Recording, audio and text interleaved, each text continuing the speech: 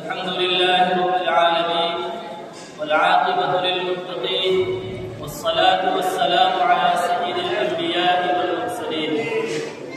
أما بعد، فقد قال الله تبارك وتعالى في كلامه المبارك: أعوذ بالله من الشيطان الرجيم، بسم الله الرحمن الرحيم، وجاهدوا في الله حق جهاده، صدق الله ربنا العلي العظيم. سو بار سوارا ہے ہم نے اس ملک کے سے برہم کو، سو بار سوارا ہے ہم نے اس ملک کے سے برہم کو، اے اہل دنیا بتلائیں گے کیا ہم نے دیا ہے عالم. دل محترم معزز علماء کرام، عزیز طلبہ، محترم بزرگوں اور دوستوں، آج وطن عزیز ہندوستان کے اندر جشن آزادی کے عنوان سے تقریبات منعقد ہو رہی ہیں. یہ تقریبات ملکی اور قومی سطح کی بھی ہیں، علاقائی ریاستی سطح کی بھی ہیں، کیونکہ ہر شخص آج وطن عزیز کی آزاد ہونے پر اپنے مجاہدین کو خراج عقیدت پیش کر رہا. ان پروگراموں کے منعقد کرنے کا مقصد، ان کا ہدف بنیادی طور پر یہی ہے کہ جو لوگ ہمارے لیے پریشان ہوئے، جنہوں نے ہماری وجہ سے قربانیاں دی، ہمیں سکون کی نیند سلانے کے لیے، پرسکون زندگی گزارنے کے لیے اپنے بچوں کو بیوہ اور بیویوں کو یتیم کیا، ہم ان کو یاد کریں، انہیں خراج عقیدت پیش کریں، ان کی قربانیوں کو یاد کر کے ان کی زندگی کو اپنے لیے لاہے عمل اور فائدے کریں. میرے دوستوں، بدقسمتی کہیے یا تاریخ ہمیشہ کی ناانصافی، اس وقت جو پروگرام ہو رہے ہیں ان میں اکثر مسلم علماء و عوام کے کردار کو مشکوک پیش کیا جاتا ہے. بڑی حد تک بڑی تعداد وہ ہے جن کا لوگ نام نہیں جانتے ہیں. مسلمانوں نے اس ملک کے لیے کیا قربانیاں دی، معدود چند نام ہیں جن کا تذکرہ کیا جاتا ہے، اور ان کا بھی تذکرہ ایسے کیا جاتا ہے جیسے کہ کوئی معمولی چیز نہیں. حالانکہ 1857 سے پہلے کی جو 100 سالہ زندگی ہے، اس 100 سال کے اندر تنہا مسلمانوں نے جنگ لڑی ہے. انگریزوں کا سے مقابلہ تنہا مسلمانوں نے کیا ہے، کوئی ان کا شریک و صحیح نہیں رہا. 1857 کی جنگ آزادی کی ناکامی کے بعد جب انگریزوں کو اس کا احساس ہو چلا ہے کہ ہمارے خلاف تنہا مسلمان کھڑے ہوئے، مسلمانوں نے ہمارے خلاف تنہا تحریک آزادی کا بگل بجا رکھا ہے، ان لوگوں نے علماء کی نشانی کو، علماء کی پہچان کو معیوب قرار دیا. جو بھی انسان داڑھی ٹوپی والا دکھتا تھا، اس کے بھی چہرے اور بشرے سے مسلمان ہونے کی پہچان ہوتی تھی، مسلمان ہونے کی علامت جانی جاتی تھی. ان کو تختہ دار پر لٹکا دیا جاتا تھا، انہیں سولی پہ چڑھا دیا جاتا تھا.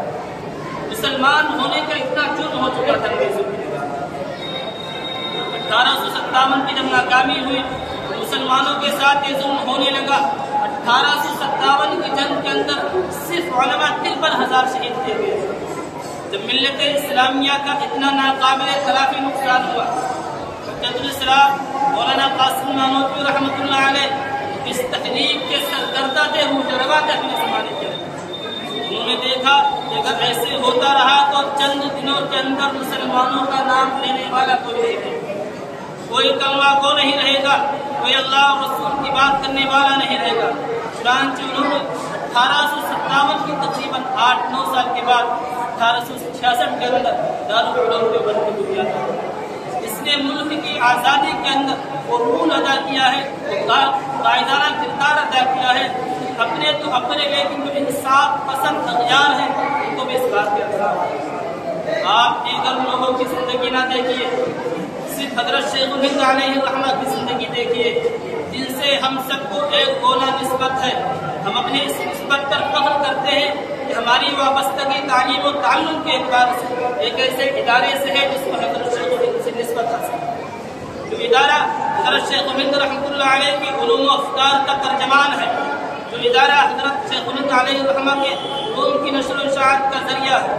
اگر ہم صرف تنہا حضرت شیخ الہند رحمۃ اللہ علیہ کی زندگی کو دیکھیں، ان کے کارناموں کو دیکھیں، ان کی تحقیقات کو دیکھیں تو ہمیں بہت اچھی طرح سمجھ میں آ جائے گا ہمارے اکابر کی قربانیاں اس میں کتنی رہی ہے۔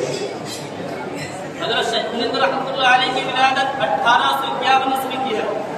غدر کا واقعہ 1857 میں پیش آیا ہے، یعنی قدر عظیم سے تقریباً 5-6 سال پہلے حضرت شیخ الہند کی ولادت ہوئی ہے۔ ولادت ہوئی ہے بریلی کے اندر، اس وقت آپ کے والد محترم مولانا ذوالفقار صاحب رحمۃ اللہ علیہ وہاں ملازم تھے۔ جب 1857 کا واقعہ پیش آیا، اس سے پہلے ان کو ٹرانسفر ہو کے میرٹھ میں چکے، اور قدر عظیم کی جو چونی قدر عظیم کا جو شعلہ بھڑکا ہے، 1857 کی جنگ آزادی کی شروعات جو شروع ہوئی ہے وہ میرٹھ سے ہوئی ہے۔ اس وقت حضرت شیخ الہند رحمۃ اللہ علیہ کی عمر 6-7 سال کی رہی۔ آپ نے اپنے والد محترم سے حالات دیکھے اور سنے، جنگی حالات کا مشاہدہ کیا، تڑپ دیکھی، ملت اسلامیہ کا نقصان دیکھا۔ اس کے بعد آپ نے تحقیقات شروع کی ہے، دیکھنے کے قابل ہے، اور کوئی بھی انصاف پسند آدمی اس سے صرف نظر نہیں کر سکتا۔ آپ چاہے حضرت شیخ الہند رحمۃ اللہ علیہ کی انجمن ثمرۃ التربیت کا اندازہ کر لیں، جس کا قیام دارالعلوم دیوبند کے قیام کے تقریباً 9 سال کے بعد یعنی 1869 عیسوی کے اندر ہوا۔ اس تنظیم کے قیام کا بنیادی مقصد تو کچھ اور تھا، لیکن ظاہر کچھ اور کیا گیا، چونکہ اس وقت انگریز کی نگاہ میں سب سے معصوم لوگ تھے وہ علماء تھے، مسلمان تھے۔ وہ سمجھتے تھے کہ جب تک ان کے اندر قرآن کی روح باقی رہے گی، جب تک ان کے اندر آقا علیہ الصلوۃ والسلام کی ایمان کی تازگی باقی رہے گی، اس وقت تک یہ لوگ اس وقت تک ہم لوگ ہندوستان کے اندر آزادی سے حکومت نہیں کر سکتے۔ اسی وجہ سے انہوں نے علماء کو نشانہ بنانا شروع کر دیا۔ حضرت شیخ الہند رحمۃ اللہ علیہ نے انجمن ثمرۃ التربیت کا قیام کیا 1869 عیسوی کے، یعنی دارالعلوم دیوبند کے قیام کے 8-9 سال کے بعد اس کا قیام کیا۔ اس کے قیام کو جو ظاہری مقصد تھا، افشا کیا گیا تھا، وہ یہ تھا کہ اس کے قیام کا بنیادی مقصد یہ ہے کہ دارالعلوم دیوبند کے جو 10 سال کی طلباء ہیں ان کو اپنے مادری علم سے مربوط کیا جائے، وہ لوگ اپنے مادری علم سے جڑے رہیں، انہیں پتہ رہے کہ ہمارے کارنامے کیا ہیں، اور خود دارالعلوم دیوبند اپنے لوگوں کو اپنے ابنا کے کارناموں کو اجاگر کرتا رہے، ان کو جوڑ کے رکھے۔ یہ تو اس کا ظاہری مقصد تھا، لیکن مولانا محمد میاں صاحب کاندھلوی نے جو اس کا مقصد لکھا ہے، انہوں نے لکھا کہ انجمن ثمرۃ التربیت کے قیام کا مقصد صرف دارالعلوم دیوبند کے فضلاء کو اس کے مادری علم سے جوڑنا نہیں، بلکہ دراصل ایسے افراد کو تیار کرنا تھا، ایسے افراد کو اس میدان میں لانا تھا جو 1857 کی تلافی کر سکے، کیونکہ اس کے اندر جو علماء کرام شہید ہوئے تھے، ایک بڑی تعداد جو علماء کرام تھی اس دنیا سے چلی گئی تھی، اس کی تلافی کرنی مقصود تھی کہ آگے جب ہم جنگ لڑیں گے تو ہمارے پاس افراد کی کوئی کمی نہیں ہونی چاہیے، یہ اس کا بنیادی مقصد ہے۔ انجمن ثمرۃ التربیت چند دن چلی، حضرت حجت الاسلام مولانا قاسم نانوتوی رحمۃ اللہ علیہ اس کے روح روا رہے، آپ کا انتقال ہو گیا چند دنوں کے بعد، اور اس کی ساری سرگرمی حضرت شیخ الہند رحمۃ اللہ علیہ کے سر پہ آ گئی۔ آپ کے اس کی سرگرمی آنے کی وجہ سے آپ نے اپنا نائب مولانا عبید اللہ سندھی رحمۃ اللہ علیہ کو بلایا، چونکہ آپ کے اوپر آنے کی وجہ سے خدشہ تھا کہ کہیں حکومت آپ کی وجہ سے دارالعلوم دیوبند کو نقصان نہ پہنچائے، آپ کی وجہ سے دارالعلوم دیوبند حکومت کی نشانے پہ نہ جائے، انگریزوں کی نشانے پہ نہ جائے۔ اس لیے چند دنوں کے بعد اس کا نام تبدیل کر کے انجمن جمعیت الانصار جو 30 سال تک سرگرمی سے کام کرتی رہی۔ پھر اس کے بعد حضرت شیخ الہند رحمۃ اللہ علیہ نے عصری تعلیم سے وابستہ لوگوں کو جوڑنے کے لیے نظارت المعارف القرآنیہ قائم کیا، اس کا ہیڈ کوارٹر دلی کے اندر بنایا گیا، اور اس کا روح روا بھی حضرت مولانا عبید اللہ سندھی کو بنایا۔ میری دوستوں، قربانیاں ہمارے کامل، اگر ہم صرف حضرت شیخ الہند رحمۃ اللہ علیہ کو دیکھیں، ان کی قربانیاں ہیں، اور تحریک ریشمی رومان جو تحریک آپ نے چلائی تھی، اگر سوئے اتفاق کہیے، بدقسمتی کہیے کہ اگر اس کا افشا نہ ہوا ہوتا تو ملک کب کا آزاد ہو چکا ہوتا، 1947 کا میں انتظار نہ کرتا۔ میرے دوستو، یہ ہمارے اکابر ہیں، ہمیں چاہیے کہ ہم ان کی زندگی को पढ़ें। अगर पूरी दुनिया आज इस खौफ में लगी हुई है कि मुसलमानों का उनके अकाबिर से रिश्ता तोड़ दिया जाए, मुसलमानों को उनके अकाबिर से काट दिया जाए, फिर जंग आज़ादी की तारीख, तहरीक आज़ादी की तारीख हम जैसे चाहे मुसलमान कर लें और आने वाली नस्ल को इसे समझा दें। इसलिए मेरे दोस्तों, हमारी जिम्मेदारी है, अखलाकी जिम्मेदारी भी और अमली जिम्मेदारी भी है। हमारी निस्बत ऐसे लोगों से है जिन्होंने इस मुल्क की आज़ादी के लिए इतना खून बहाया है, इतना पसीना भी किया है। उन्होंने अपनी बीवियों को इतना यतीम कर दिया है, उनके बच्चे इस तरह यतीम हो गए कि दूसरों ने उसका सोचा नहीं। मेरे दोस्तों, जरा सोचिए, मुसलमान सरकार और अफराद जिनके घर में हाथी झूमते, जिनकी औरतों की आवाजें बाहर नहीं सुनी जाती थी पर्दे की वजह से, लेकिन जंग आज़ादी में उनकी शहादत की वजह से ये हालात पैदा हो गए थे, उनके बच्चे सड़कों पर कटोराने के लिए आखिर उन्होंने क्यों किया? सिर्फ इस वजह से कि आने वाली जो नस्ल है वो सुकून जिंदगी गुजारे। वो समझ रहे थे कि अगर हमने इतनी कुर्बानियां ना दी तो आने वाले अय्याम मुसलमानों के लिए बड़े मुश्किल और सब आज़मा हो सकते।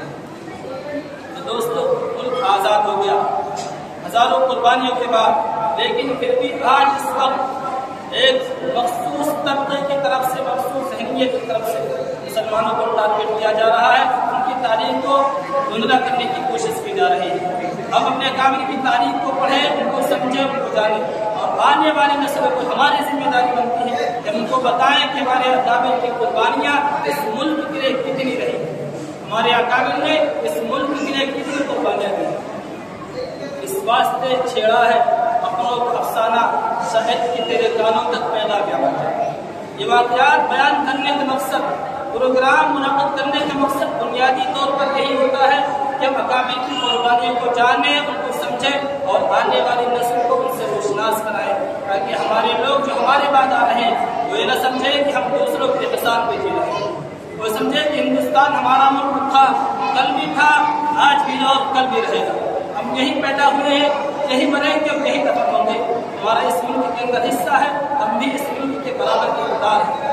इस तरह की दीगर लोगों ने कुर्बानियाँ दी, हमारी कुर्बानियाँ, हमारे आबा व अजदाद की कुर्बानियाँ दूसरे लोगों से कहीं ज्यादा है। 100 साल तक हम तन्हा रहे हैं, तन्हा लड़े हैं, जब दूसरे लोगों के दिमागों में आज़ादी का ख्याल भी नहीं आया, जब दूसरे लोग आज़ादी के बारे में उस हुकूमत से सोच भी नहीं सकते जिसकी हुकूमत में से उस वक्त हमने उस हुकूमत के खिलाफ सीना तान के जंग की, उस वक्त हमने उस हुकूमत के खिलाफ जंग आज़ादी का बिगुल बजाया। इसलिए मेरे दोस्तों, अकाबिर की कुर्बानियों को पढ़ें, उनको जाने और आने वाली नस्लों को उनसे रोशनास कराएं। मैं अपने लोगों से कहता हूँ कि जिस तरह आप हज़रात अपने बच्चों को असली तालीम से वाबस्ता कर रहे हैं, इसी तरह अपने बच्चों को दीनी तालीम से वाबस्ता कीजिए। वरना याद रखिए, असली तालीम से वाबस्ता लोग ना तो अकाबिर की कुर्बानियों से वाकिफ हो सकते हैं मुकम्मल तौर पर, ना अपने दीनी और मजहबी तशद्दुद को वाक़ई कर सकते हैं। मादूद चंद, मौलाना अबुल कलाम आज़ाद, पंडित जवाहरलाल नेहरू, अशफाकुल्लाह खान, मीर अब्दुल हमीद चंद, मीर अब्दुल हमीद, ये चंद लोग हैं जिनके नाम को असली स्कूलों में दिया जा रहा है। लोग नहीं जानते शेख हिंद की कुर्बानियाँ क्या रही, असली तालीम से वाबस्ता लोग नहीं जानते हैं, जानना नहीं चाहते हैं। मौलाना कासिम नानोतवी ने दारुल उलूम कर दिया, लोग नहीं जानते हैं मौलाना रशीद अहमद गंगोही क्यों जंग आज़ादी लड़े थे, लोग नहीं जानते हैं यहाँ शहीद आलम रहमान ने शामली के मैदान में अपनी कुर्बानी क्यों दी थी। लोगों को नहीं पता है हज़रत शेख अब्दुल रहमतुल्लाह अलैह ने 4 साल माल्टा को जेल क्यों किया। जाहिर सी बात है हमारे अकाबिर है, पहले हमारी जिम्मेदारी बनती है कि हम उनको जाने समझे, फिर दूसरे लोगों तक इसका पैगाम पहुँचाएं। जब हमें ही नहीं पता होगा तो दूसरे लोगों तक पैगाम पहुँचाएंगे। इसलिए मेरे दोस्तों, जब इनकी कुर्बानियों को पढ़ें, इससे सीखें और जानने की कोशिश करें, आने वाली नस्लों को बताएं हमारी कुर्बानियाँ क्या रही हैं, हमने इस मुल्क को क्या किया है। सवाल है हमने इस मुल्क के पर हमको पहले जुल्म बतलाएंगे क्या हमने